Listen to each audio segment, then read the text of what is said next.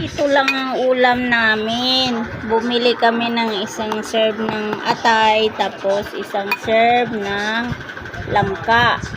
Hindi na kami nagsaing kasi may kanin pa kami. Ayan.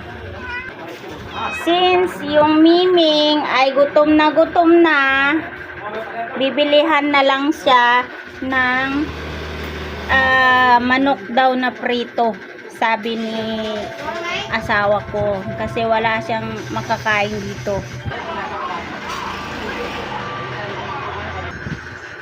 So yun, magtiis na lang kami ng biniling langka dyan sa labas, yung mga nagtitinda dyan. Tapos yung atay na isang piraso, isang balon-balunan, tapos isang itlog. Yan lang, maghahati kami ng asawa ko. Tapos ang anak ko, ang ulam niya ay sardinas. Ayan o. Ayan. Tapos yung pusa, binilihan ng manok.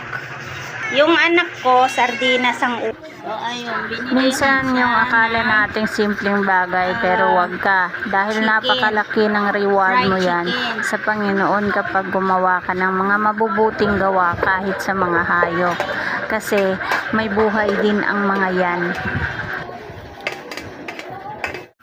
Tapos ayan na nga, kumain na kami ng asawa ko, habang ang ulam namin ay yung ang langkang ginataan na binili namin sa labas.